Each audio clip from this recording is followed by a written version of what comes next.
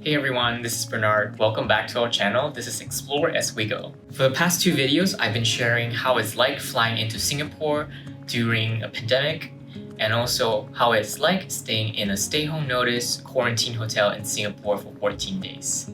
So in today's video, I'm going to share the top 4 most frequently asked questions about being in quarantine in Singapore, and also giving you the top 4 tips to help you get by if you have decided to come into Singapore and go through the 14 days quarantine. Before we move forward, make sure you hit the like button and subscribe to our channel so you don't miss any more videos like these.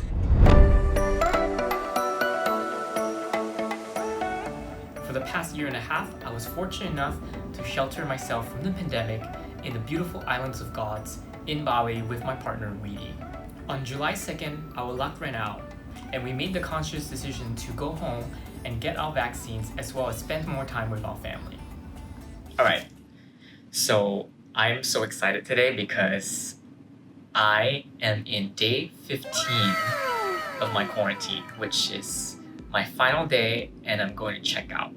I cannot believe that I've been kept in a room, confined space without fresh air or civilization contact. I just got a phone call from the reception saying that my results came back negative from my PCR test, which was done yesterday afternoon. I also checked my app last night and I checked that my results were negative. The Ministry of Health gave me a good pass that I can check out at 12 p.m. So I'm gonna try to make this video as quick as possible and try to tackle as much most frequently asked questions to help you get through this. So let's start. Question number 1, must you really stay in your hotel room without leaving for the 7, 14, or even 21 days? And the answer is yes. For the entirety of your quarantine period, you cannot step out of your room. And that's why it's called quarantine for a reason. In fact, the Singapore government has been really strict about this. You can't even use the hotel facilities or even step out of a room because they only give you a key that only works once. If you're even thinking about stepping out to walk into the lobby, you'll be basically locked out. I heard horror stories about people leaving the room and the hotel actually implemented things to deter you from doing it. Punishments such as taking off your Wi-Fi for the remaining of your stay. Sounds really scary because I do not want to go through that without Wi-Fi. Question number 2. It's going to be a few part questions. The first part of this question is, can you actually choose your quarantine hotel? The answer is no. Unlike places like Thailand or Indonesia, where they actually have a list of quarantine hotels where you can select, book a package if you're comfortable with, and then complete your quarantine stay in the chosen hotel. But in Singapore, it's very strict. There's no way you can decide on which hotel you want to stay. Basically, when you arrive, after you do all your formalities, which is customs, your testing, they even provide transportation for you and takes you directly into your quarantine hotel. There isn't really much option for you to choose. And then the next follow-up question would be, how is the hotel being assigned to you? And is there a pattern where you can study and choose your flight path a little bit so that you can probably land in a nicer hotel? The short answer is no, because it's a very complicated process. It's completely random.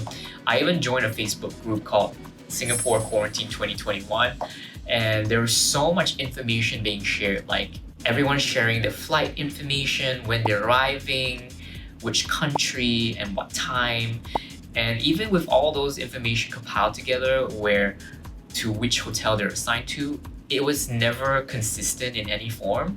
So basically there's no pattern. It's just whenever you arrive, whatever bus you're taking, your fate is sealed based on what hotel that bus is going to. Don't rack your brain trying to figure out a pattern because there's definitely no pattern. It's completely random. And if Lady Luck is on your side, then you can score a really nice hotel like the St. Regis or the Four Seasons, which can easily cost you $600 to $800 a night. And if you're unlucky like me, you would land into a 4-star hotel, which is the Orchard Hotel, which is not big in general, and most of the rooms are generally smaller. And for the last part of the second question is, how much does it cost? So if you're a solo traveler like me, going into a 14-day quarantine is basically a flat out of $2,000 regardless of what hotel you're assigned to, including meals. if you have an additional adult, it will be $1,300 for 2 people sharing the room. So basically $2,600. If your children aged under 13, it will be charged $600 per child. And talking about costs, if you're also factoring just the stay, make sure you calculate the cost for the PCR test before your quarantine and after your quarantine, because there are 2 PCR tests that is required by law that you have to take before you enter your quarantine and after you finish your quarantine. These costs have to be from out of your pocket. So upon arriving, the test will cost you $160 per person or child. And when you finish your quarantine, you'll be taken to another facility doing another PCR test by the government, which costs about $125 to $160. So do factor in all these stuff as additional costs, because it's not just flat out $2,000 or $600 per child. And the final thing about costs and hotels and choosing your hotel, there's actually a hack to choose your hotel, but you have to fork out a little bit more money. So this scheme actually started a few months ago, and I think it's still in a trial period where there's more hotels adding into the list. But as of today, there are about 10 to 15 hotels in the list where you can actually choose only if you pay for the suite. So there are a list of suites down here. It starts from the junior suite to standard up to the larger and more extravagant suites. The junior suite starts costing $5,000 per adult, $600 additional for kids under 13. As well, meals are all included, but if you have a lot of money and you fancy going up to a nicer or more extravagant suite, it can cost you up to $20,000 per suite. And also take note, because in this list, once you select your suite, you have to make the booking directly to the hotel, and then you can submit your paperwork to the government so they can facilitate the transport taking you from the airport into your hotel. So suites wise, it's very nice, but if you don't have the money to fork out, then you just have to jump into the lottery of hotels where it will be randomly assigned to you. But if you have the money, definitely pick the nicer hotels, which I would highly recommend the Fairmont or the Swiss Hotel, because they're generally bigger. The suites tend to have balconies and generally bigger on higher floor in a really nice building in the city center. So you get nice views, you definitely get nicer rooms and amenities compared to some of the rooms such as the Grand Hyatt, which you can't even open the window. Definitely do some of your homework down here, because there are a lot of options right now if you don't mind paying $5,000 just for an additional suite and on top of being able to choose your hotel. For more information and detail, I'm going to add the link down here for the list of hotels and the countries where you're entering from on which type of hotels you can book for your suite stay. Last but not least, while we're talking about hotels and we're also a travel hacking YouTube channel, I'm going to share the most asked question for all frequent traveler. Will points and elite nights count for your quarantine nights? I tried asking and I did my research. The answer is basically no.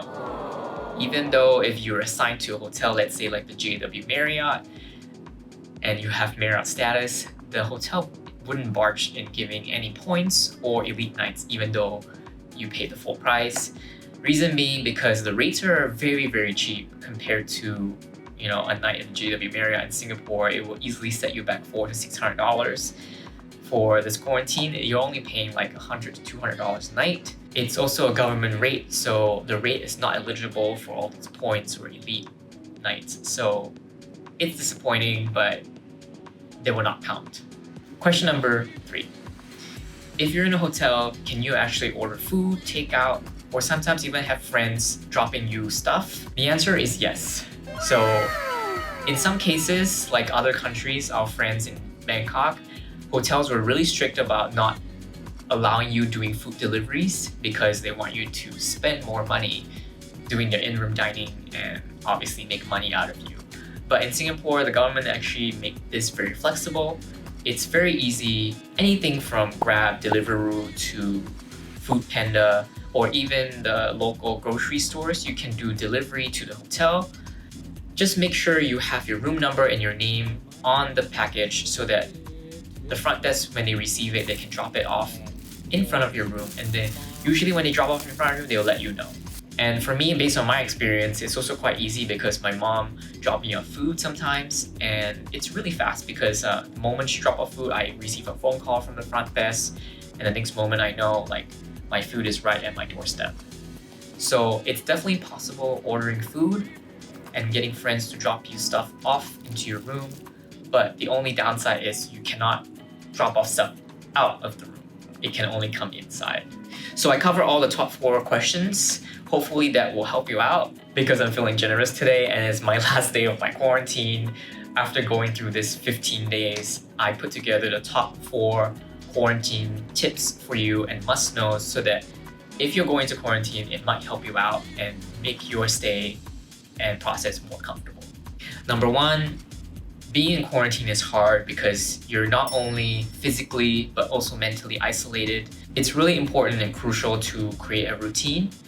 I know it sounds really simple, but when you're in this confined space and just following a setup where, even a simple, like for me, I just drew out like a calendar and just marking off the dates and counting down because it really helps and it gives you something to look forward to every day.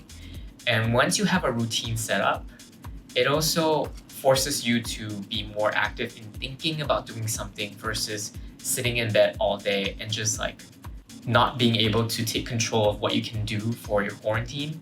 Definitely celebrate these small accomplishments such as countdown, and even after completing your exercise, you can just buy yourself like a bubble tea or something, which is what I do to reward myself so that it keeps me going for the day.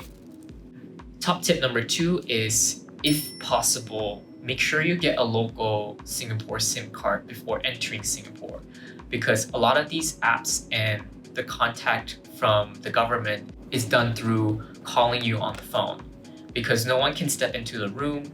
So chances are a lot of the test submissions, for example, the self-swab test that's done on the 3rd, 7th, and 11th day, you would require to have a Singapore SIM card to submit the test results because a lot of these apps require you to do mobile verification, which strangely they only accept local number for mobile verification. So it's going to be really helpful if you have a local SIM card. It also makes your life easier when you do local deliveries and all the other extra stuff. It will make your quarantine process a little bit more seamless and the process a little bit easier for you and everyone that's doing their job to make sure that your process is complete. Tip number 3 is stay active because physically, I'm a pretty active person. I like to clock at least 1,000 to 2,000 steps. I like to walk. So when you're stuck in a room in 30 square meters, there's hardly a lot to do. I actually set up a 100 push-ups every day challenge for myself, and I have been following that regime every day, which is kind of crazy. It keeps me physically and mentally challenged, and also after a workout, all the happy hormones just makes you feel a little bit better about your stay and keeping yourself motivated. Another tip to help you stay active as well is there are certain companies that offer exercise rental equipments that they can place in your room based on how many nights you stay, and they charge you per that period. I've seen people rented cardio bikes, yoga mats, even workout bench and dumbbells. If this really helps you for your 14 nights, you can check out this website called Stay Home Notice Rentals. They rent anything from treadmill to exercise bikes to even refrigerator and microwave. So anything just to make your stay feel better. If you can afford it, it's a really nice luxury to have. And brings me to my last and final tip, because you cannot leave the room and housekeeping cannot clean your room. So make sure you're prepared to bring all of your cleaning supplies and sanitizing supplies. So we have this thing called Scrubba Bag, which is a laundry hack. We basically just do laundry in a bag, and it's really helpful. You can click on this video down here. I'll show you how you can actually do laundry in your room. All you need is just some detergent powder, water, some hangers, and you're all set to go.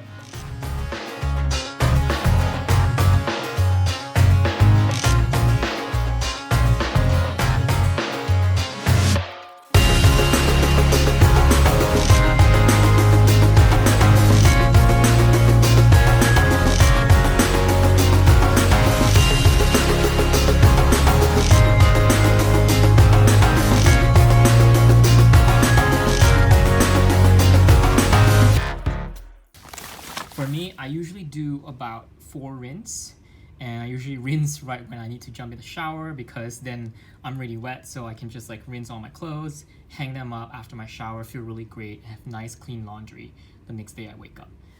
And also, depending on which hotel you stay, some hotels are nice enough to loan you a vacuum cleaner or even cleaning supplies. Just to be on the safe side, if you end up in a hotel that's not so nice, make sure you have additional cleaning supplies such as wet wipes so that you can actively clean your place.